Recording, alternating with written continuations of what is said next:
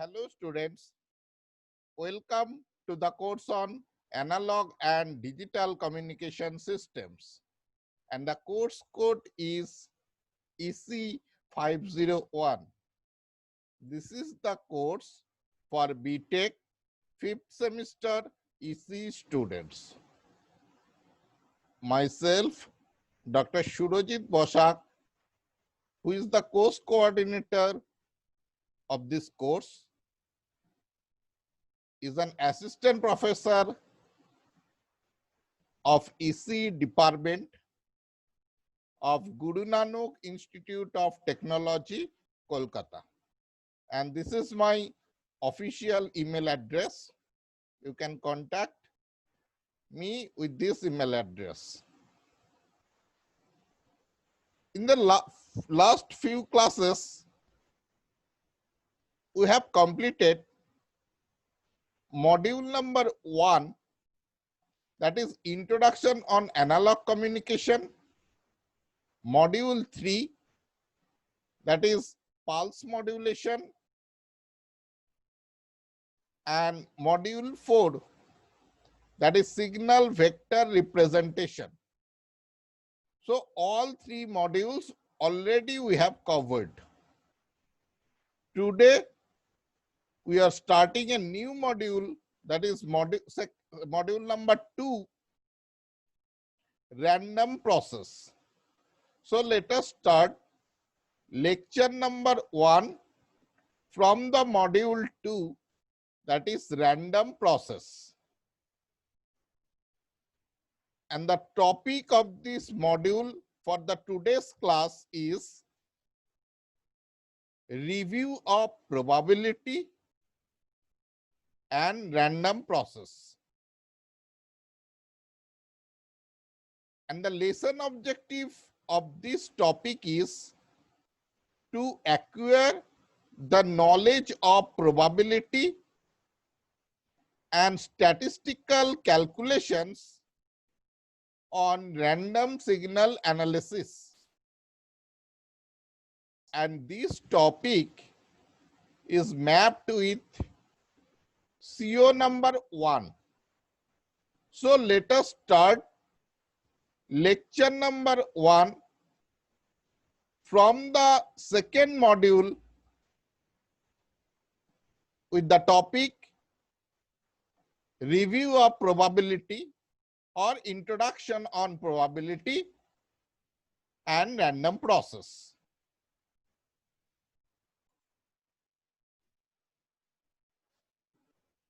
So let us start from the introduction.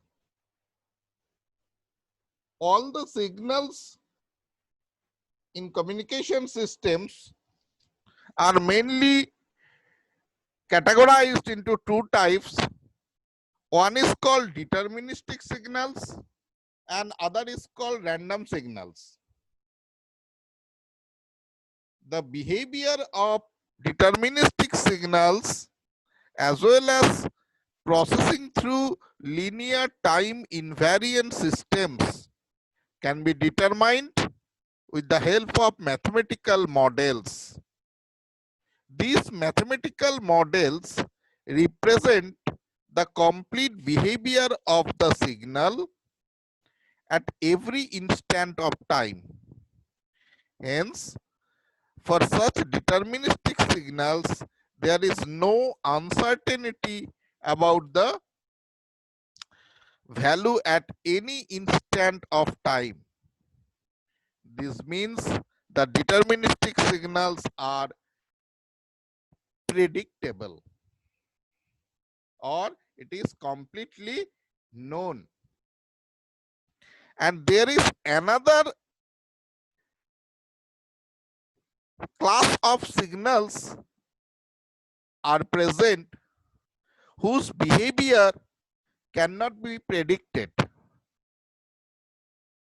Such type of signals are called random signals. These signals are called random signals because the precise value of these signals cannot be predicted in advance, before they actually occur. The example of random signals are the noise interference in communication systems. This means that the noise interference during transmission is totally unpredictable. In the same way, the noise generated by the receiver itself is random. So, although the random signals are not predictable in advance, they can be described in terms of its statistical properties. It is possible to analyze the random signals statistically with the help of probability theory.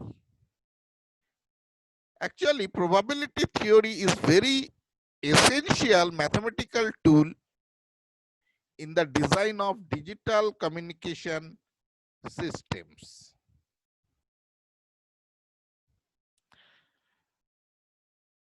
So, to discuss about the basic definition of probability, let us start some basic definitions related to probability.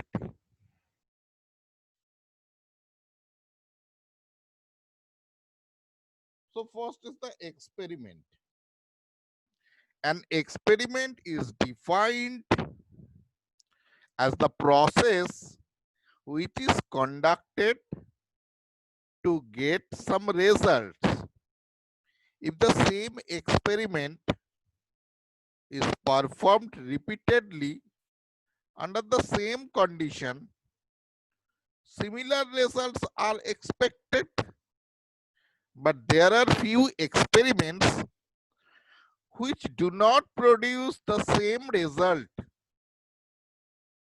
As we have stated above, the theory of probability mainly deals with such type of experiments.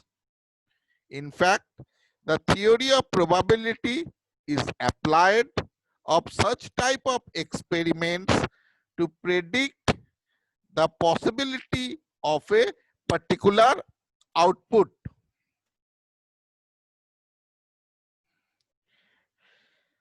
An experiment, sometimes called trial, another name of experiment. As an example, throw of a coin is an experiment or trial. This trial results in two outcomes, namely head and tail. Similarly, drawing a card from a well shuffled pack is an experiment and it results in 52 possible outcomes. Hence, each experiment or trial has an outcome, and the possibility of this outcome can be predicted with the help of probability theory. Next is the sample space. A set of all possible outcomes of an experiment or trial is called the sample space of that experiment. It is generally, sample space generally represented as capital S. And the total number of outcomes in a sample space denoted by NS. As an example, the tossing of a coin has normally two outcomes. We may write its sample space as S is equal to head H comma T, head and tail. These are the possible outcomes, or it is called the sample space.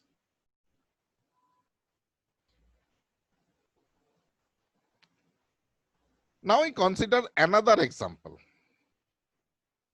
If 3 coins are tossed simultaneously, then each experiment has 2 outcomes, namely head and tail, and the maximum possible number of outcomes will be 8, because 3 coins are tossed, so the maximum possible outcomes are 3, and these are the outcomes or the sample space.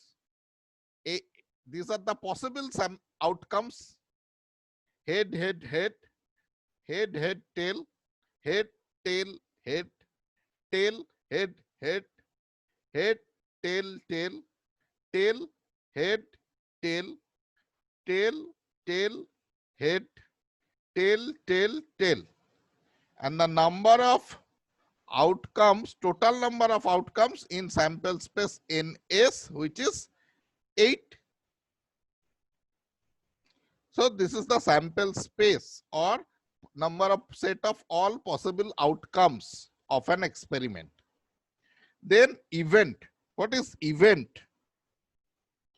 The expected subset of the sample space is called an event. I am repeating again. The expected subset of the sample space is called an event. As an example, let us consider an experiment of throwing a cubic die. In this case, the sample space S is 1, 2, 3, 4, 5, 6. Now, if we want the number 3 to be an outcome or an even number, that is 2, 4, 6.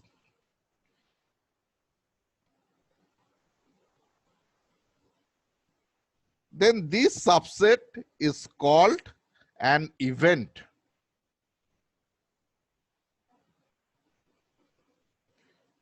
So the expected subset of the sample space is basically called an event.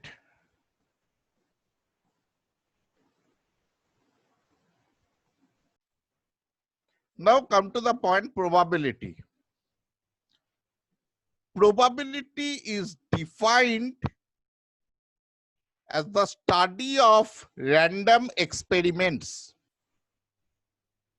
How probability can be measured? Actually, probability is measured using an integer value which belongs to 0 to 1. Suppose that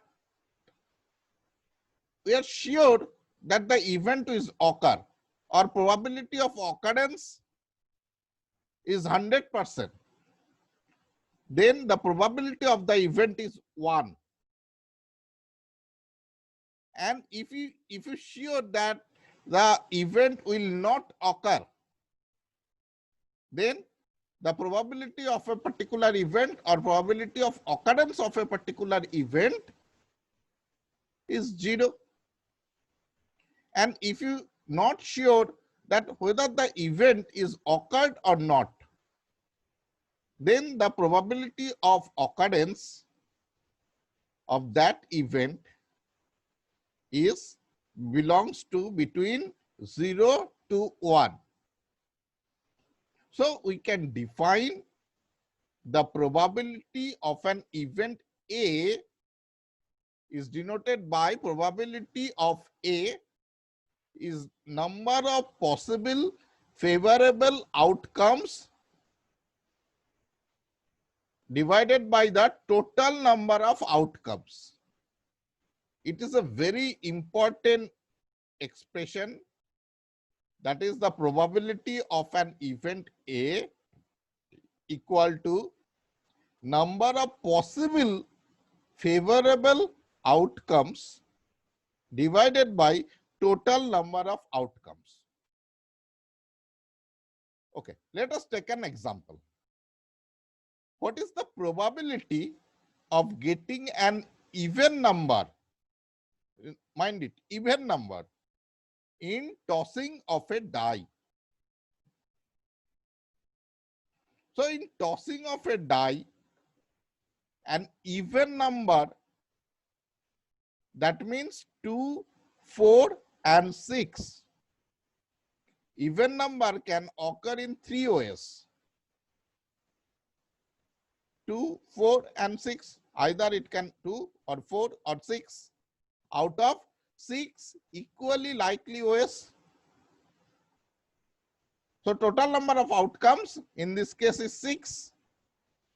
And possible favorable outcome, number of possible favorable outcomes are 3. So probability of an event A is, in this case, is 3 by 6, which is 50%, 0.5, which is 50%.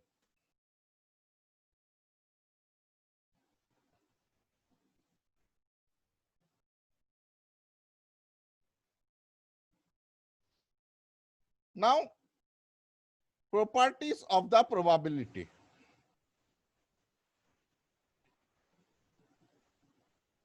The first property is the probability of an event A is 1.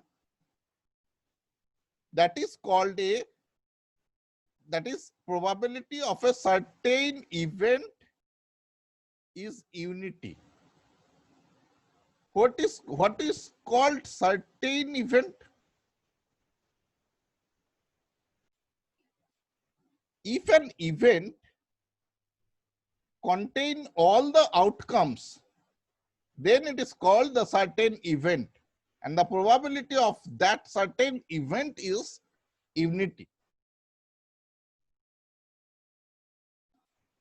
Second property, that probability of any event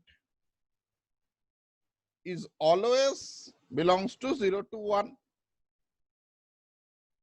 Third property, if P of A plus B equal to probability of A plus probability of B, this property is valid if A and B are two mutually exclusive events.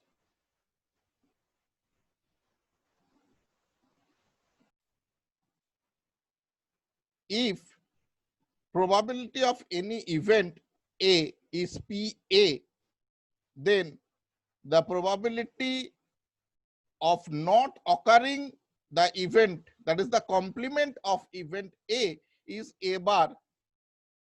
Then P of A bar, probability of the A bar, equal to 1 minus probability of A. That is probability of the occurrence of the event A. And the last property, that is the fifth property, if this property is valid if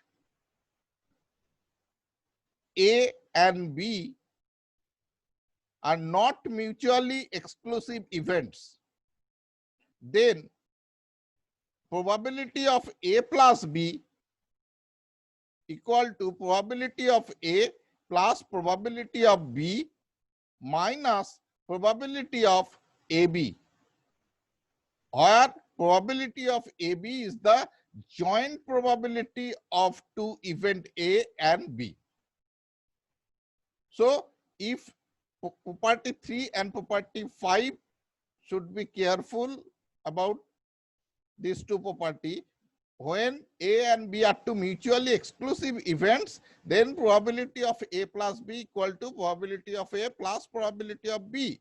And if they are not mutually exclusive, then probability of A plus B equal to probability of A plus probability of B minus probability of the joint probability, probability of AB. That is the joint probability.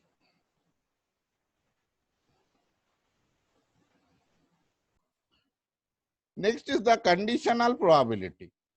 the concept of conditional probability is used in conditional occurrences of the events. Conditional probability, suppose that the conditional probability of event B, given that event A has already happened, it is for a conditional. So, which is denoted as probability of B conditional A. That probability of event B, given that A is already happened. So, which is basically probability of AB divided by probability of A.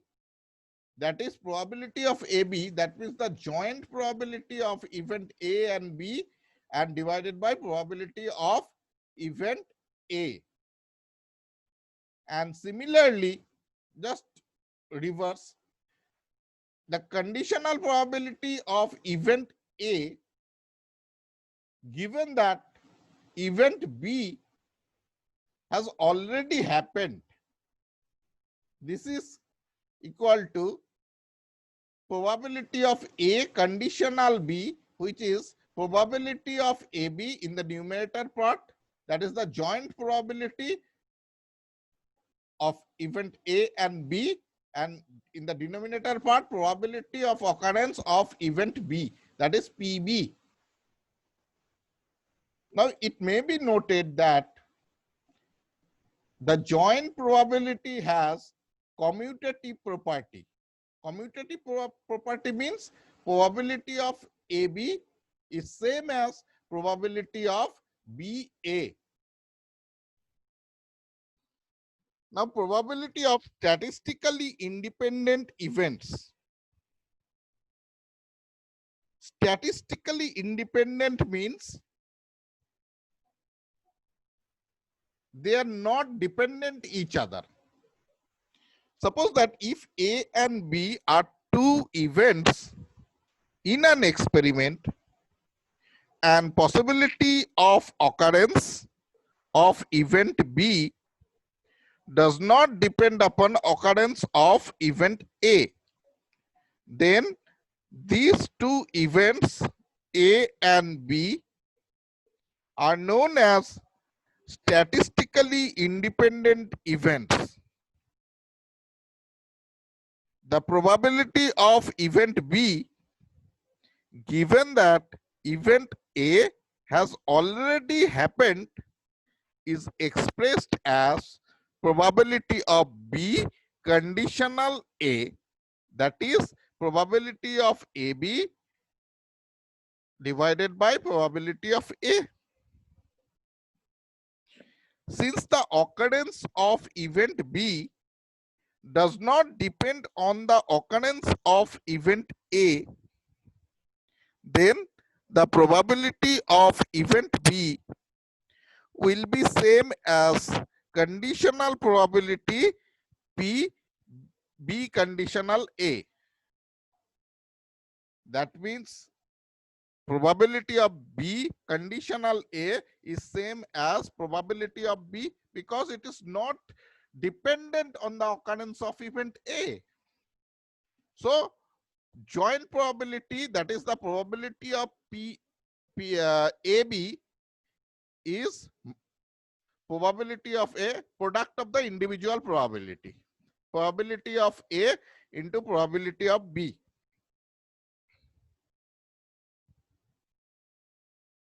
Similarly, probability of A conditional B,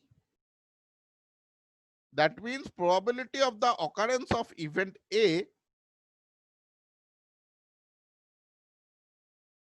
given that event B is already happened, it is same as probability of AB by probability of B. And if they are independent events, then probability of A conditional B is same as probability of A. So again, probability of AB is same as probability of A into probability of B. Okay, let us take an example. Take a problem. A box contains 3 red, 4 white, and 5 black balls. One ball is drawn at random. Find the probability that it is a red, not black, or black or white. How to solve the problem?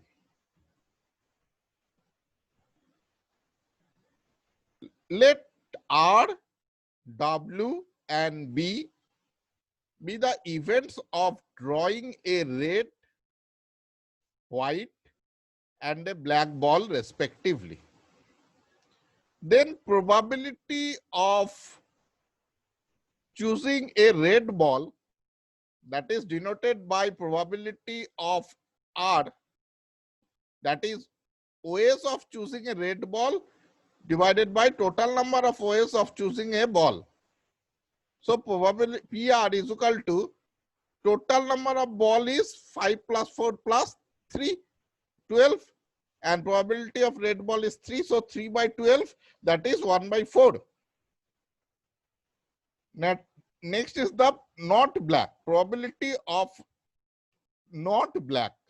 Choosing a ball not black. So first find probability of choosing a ball in black. That is 5 by 12. And probability of choosing a ball in not black, that is 1 minus probability 1 minus 5 by 12. See, probability of not getting a black ball, that is PB bar. So PB bar is equal to 1 minus PB.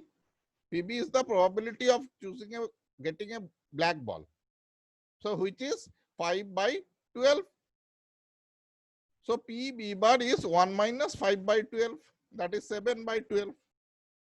Next is the probability of getting a black or white ball. That is probability, which is denoted as probability of B plus W.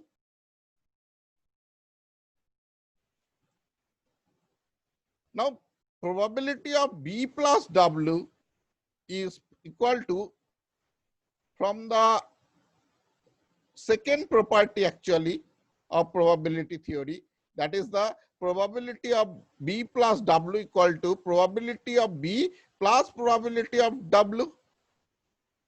Since B and the black and white are two mutually exclusive events, so we know the probability of choosing a ball, black ball, and probability of choosing a white ball, that is 5 by 12 and 4 by 12. So probability of getting a black or white ball P B plus W is equal to 9 by 12, that is 3 by 4. Okay, so in that way you can solve the problems of probability, from probability. Next is the random variable.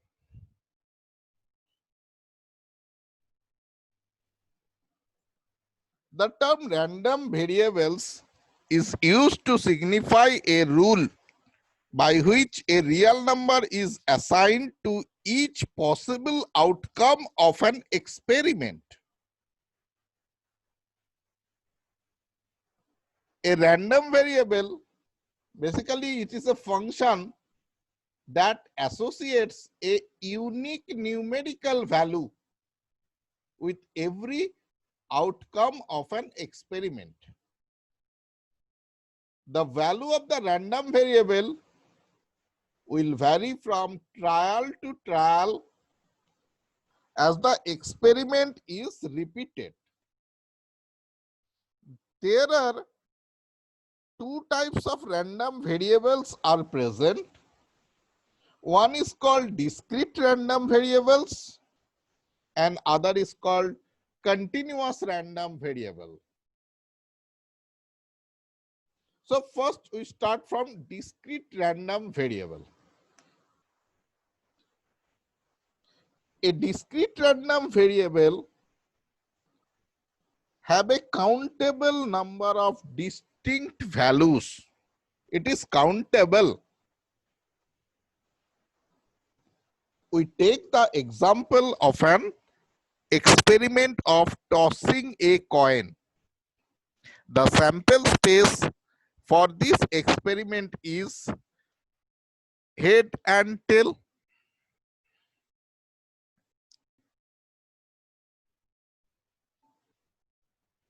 And so discrete random variable is have a countable number of distinct values. And for continuous random variable is not restricted to a finite number of distinct values. A continuous random variable has an uncountable number of possible values. Example for discrete random variable is the number of doctors among 50 students in a class. So it is countable. An example of continuous random variable, lifespan of a human being. It is uncountable. The diameter of a growing tree, the height of third graders. So these are the uncountable.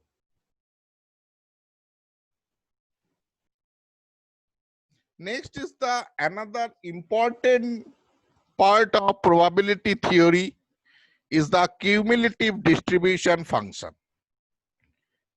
The cumulative distribution function, which is abbreviated as CDF of a random variable, is defined as the probability that random variable X, capital X, takes values less than or equal to X. So CDF is denoted as f of X, that is the random variable capital X, and the dummy variable X. So probability of X less than or is equal to X, where a capital X is a random variable and small x is a dummy variable, and it is possible to define CDF for continuous as well as discrete random variables. The CDF is sometimes called as simply the distribution function. Few important properties of CDF.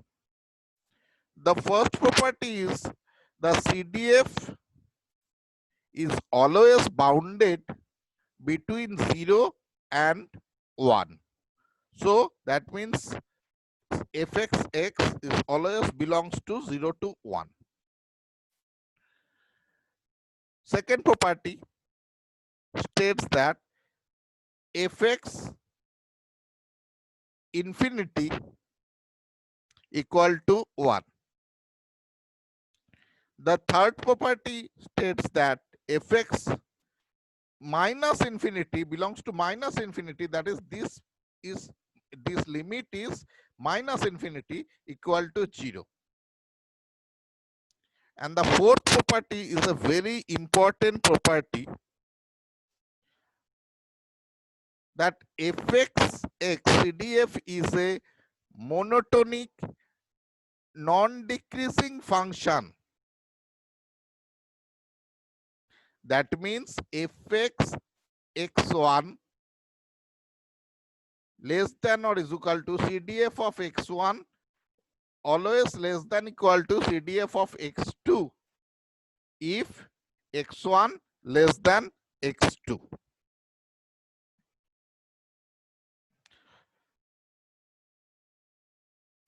In the next slide,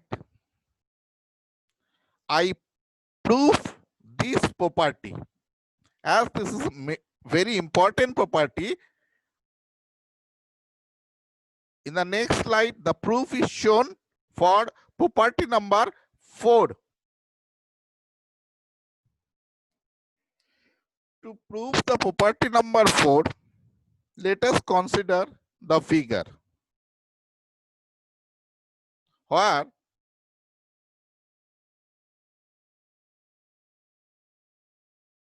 x equal to x1, here x equal to x2.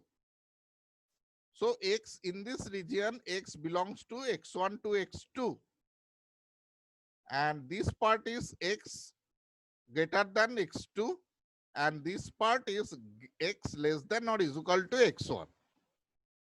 So following this property, the CDF of x2 is probability of x less than or is equal to x2. Therefore, fx x2, that is the right, using the right hand side of this equation, probability of x less than or equal to x1 union probability of x belongs to x1 to x2. Since the two events, that is x less than equal to x1 and x belongs to x1 to x2, are mutually exclusive. Therefore, the right hand side of this term, that is union of two probabilities, that is probability of x less than or is equal to x1 union probability of x which belongs to x1 to x2, is basically the summation of the individual term, that is probability of x less than or is equal to x1 plus probability of x which belongs to x1 to x2. Therefore, CDF of x2 is equal to, just put the value here, sorry, CDF of x2 is basically this term, just put here, probability of x less than equal to x1 plus probability of capital X which belongs to x1 to x2. So this part is basically probability of x less than equal to x1. It is the CDF of x1. So fx CDF of x2 is equal to CDF of x1 plus probability of random variable x which belongs to x1 to x2. So this probability is always non-negative. It has a value which belongs to 0, between 0 to 1. So CDF of x2 is always greater than CDF of x1. Therefore, CDF of x2 x1 always less than or is equal to CDF of x2 for x1 less than or is equal to x2, which this expression is valid for the continuous as well as discrete random variables. Next is the how to calculate CDF for discrete random variables. Let us consider a figure. See here, these are the discrete random variables x1, x2, x3 up to xk. And the right side of xk, that is x greater than xk, and left side of x1, that is x less than x1. And in between this, x belongs to x1 to xk. Therefore, the CDF of x is probability. We know that the CDF of x, that is the probability of x belongs less than or is equal to small x. Now, the CDF for x less than x1 in this region is probability of x less than x1. To calculate actually CDF, we have here the three parts. First part is the left region of x1. Second part is the x when x greater than xk. And the third part is the whenever x belongs to x1 to xk. So the first part, that is when CDF for x when less than x1, that is probability of x less than x1. So that means the CDF is 0 for x less than x1. Next, for CDF intermediate section, whenever the CDF for x belongs to x1 to x2,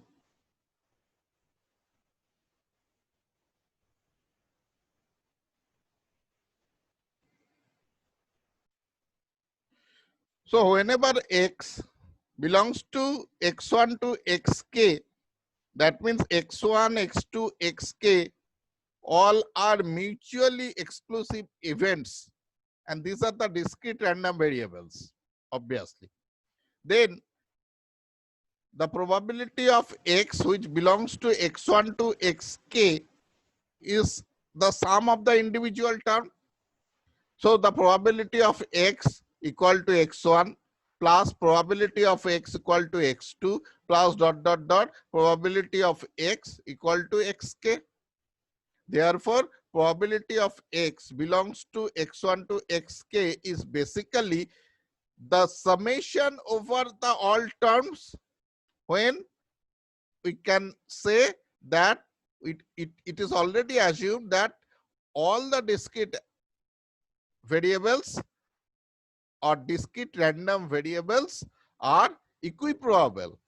That means the probability of occurrence is same.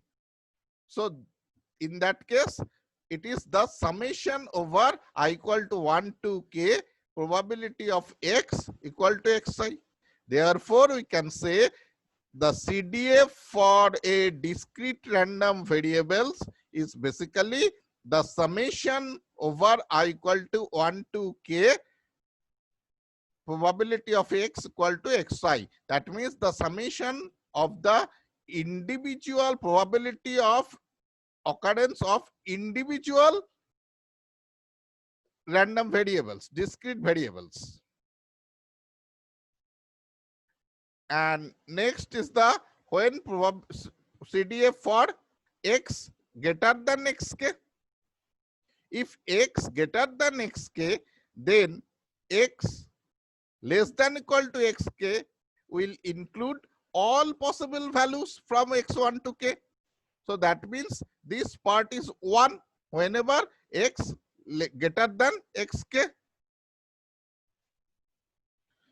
So if we summary the three terms, so CDF of x is basically when x less than x1, that is the left part, is 0. Intermediate part, that is whenever x belongs to x1 to xk, is the summation of the individual probability. And whenever x greater than xk, it is always 1.